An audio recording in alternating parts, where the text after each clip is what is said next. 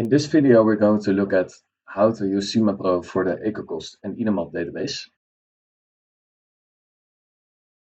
In particular, how to get the database into SimaPro. So when you first start up the program, you will see something like this with a project dialog. However, we want to first download the database from the site. So then we go to Google and we search for EcoCost, or we use the link in the guide description. We go to IDEMAT Tools Books and click on the first link. And here we find the database for SimaPro. We download it. It's about 2 gigabytes, so it takes a bit. Once we have that, we go to the location that you downloaded it to, and we extract to the folder that you want using your system unzipper.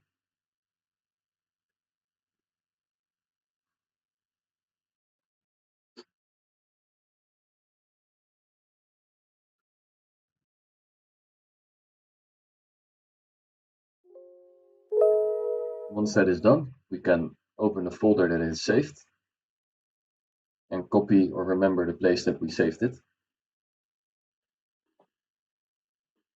Then we go back to SimaPro, we click on File, and we click on Open SimaPro Database.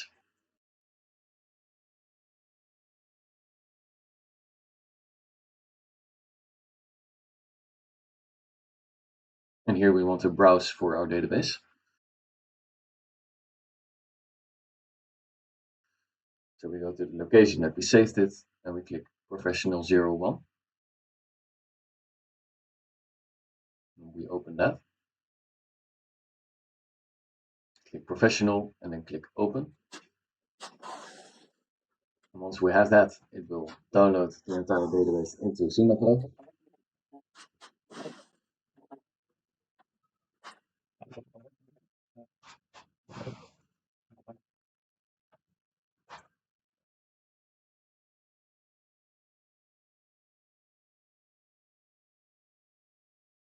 And here we will find calculations. We open that.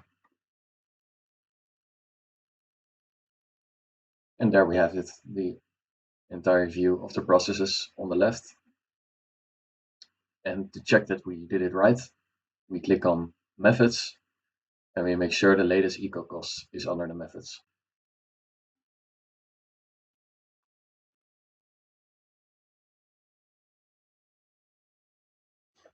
If you want to use the database on a university computer, you don't have to do all the previous steps about importing and downloading the database from the website. You can just click through the dialogues, but you have to make sure that the server is correct. So you use srv814.tudelft.net, and as a location, you have to set it to the latest location. Once you do that, you can open it, and once you enter calculations, you can go to methods and make sure you have the latest EcoCost on the window on the right.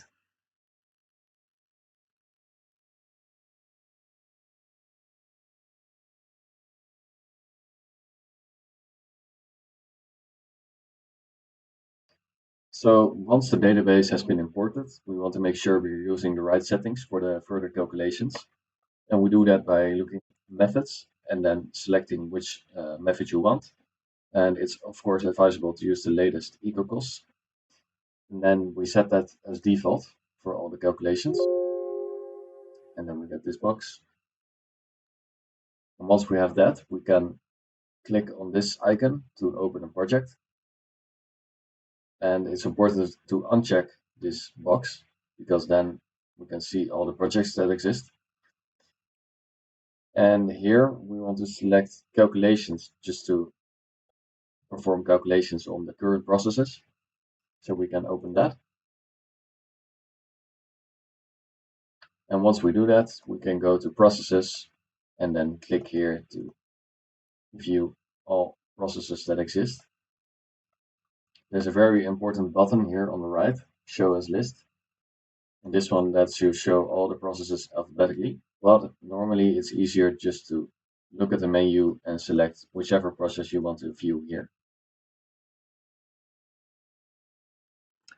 So once the setup is complete and we can look at all the processes that exist within the database, we can do calculations on particular processes. But first we have to select the right libraries, and we do that here. And here we can select whichever library we want. This case is already set correctly to methods and IDEMAT. So then we can go back to processes. So say we want to look at the score for this particular process, then we can make use of one of these buttons here. And this one is the most interesting for a single process. And when we click it, we can select whichever method we want. And in this case, we want to look at the eco costs. And then we press calculate.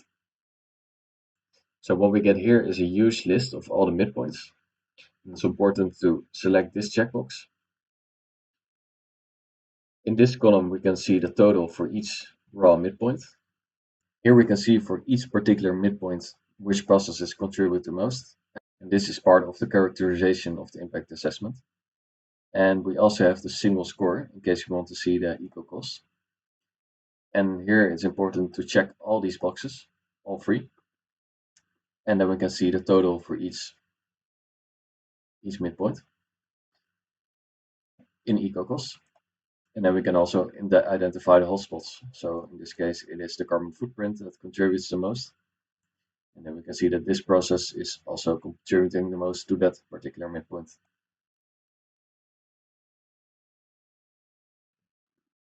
So the next step for viewing a process is to look at the tree, and we can use that little button here.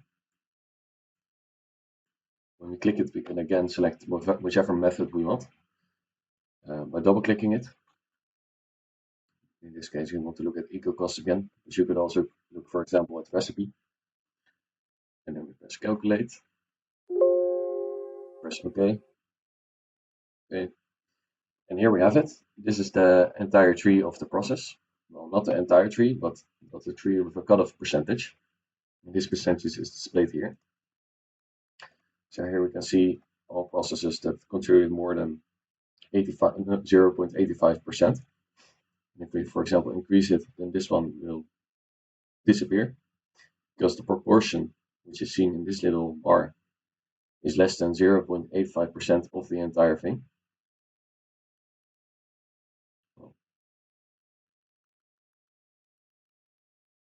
There are several useful buttons at the top here, and the first one is the cumulated indicator. And pressing this will toggle the bars of the process. And then we can see that in here the top process has all the bars stacked up to the total of 3.01 euro. And then we can see which contributes the most.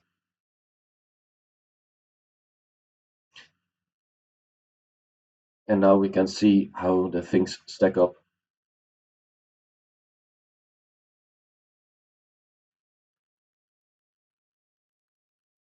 And by clicking this, we can also look at it from percentages.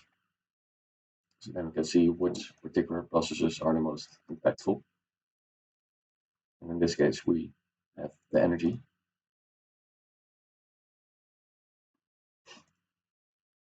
Then we also have the thick line indicator or the flow indicator. If we click this, then we will see that this line is, for example, very thick, which means that this process contributes the most to the end result. These lines are always cumulative. It will stack up and this line will become very thick. Similarly, this one doesn't do a lot for eco cost, therefore it's a lot smaller. Then we also have this button, which is the mini-map button. Say, for example, that your tree is very big, then you can use this to scroll around into the tree.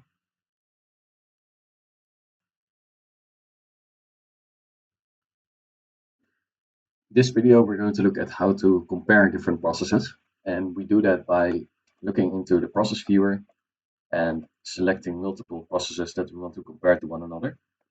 And on Windows, you can select multiple by using Control-click. You make the ones you want to compare in blue. And then we have this button at the top, which is the compare button. And when we press that, we will see that under product, we can see all the process that we have selected, and the method, of course. And then we click calculate, and here we get the impact assessment for these processes. So these are the ones we selected. Of course, you want to exclude the long-term emissions. And again, there are two different tabs that we could look at that are interesting. These are for the midpoints, and here is for the single score for the eco costs. And we click these checkboxes again, and here we find the whole matrix of the total.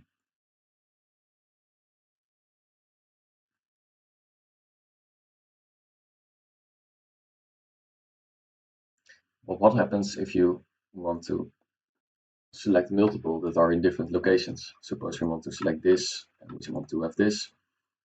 Then we need to go to calculation setups, and here we have a number of calculation setups, and we click on new, and then we do give it a name, and we add the products that we want to compare in here.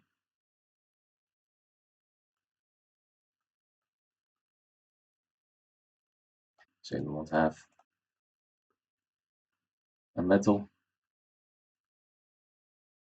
and select a metal here. We have a different metal,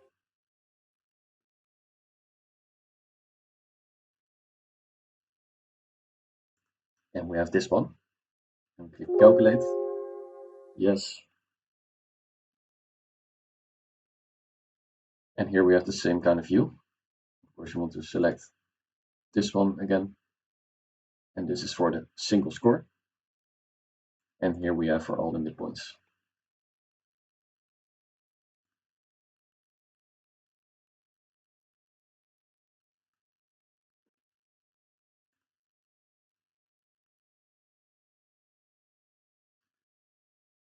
We're now going to look at how to create your own product using the database. And to do that, we need to press this button here.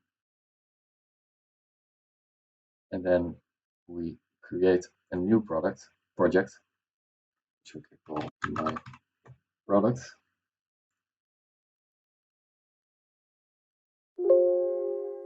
Yes, okay.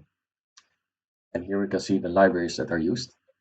And it's important to select the libraries you want. So in this case, we want IDEMAT and the methods. And then we go back to processes. And we can go to material. And in here, we can right click and create a new category.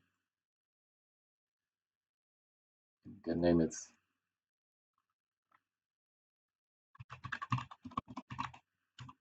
product 1. Press OK.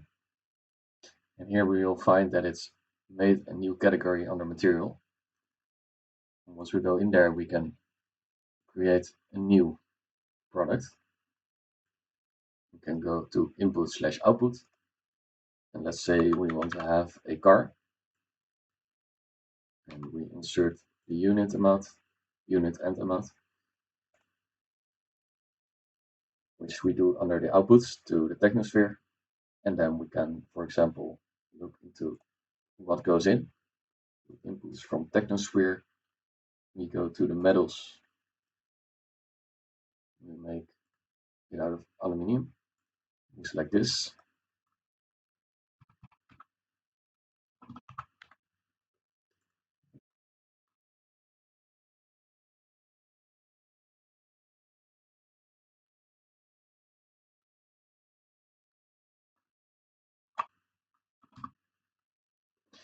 And then we can also insert energy.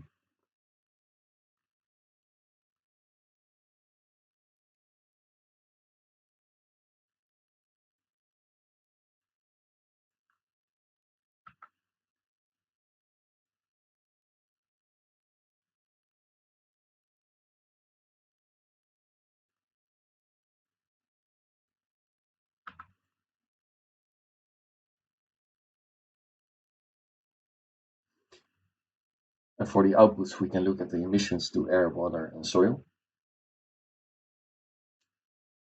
Say, we can, for example, say that argon goes to the air.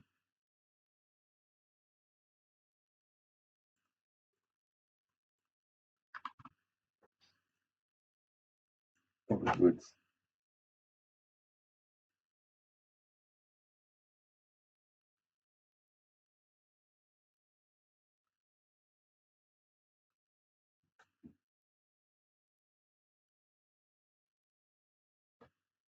And we could select whatever we want to emit to the water or to the soil. Once we have that, we can click it away, save it, and then we have a car, and then we can do the calculations on it.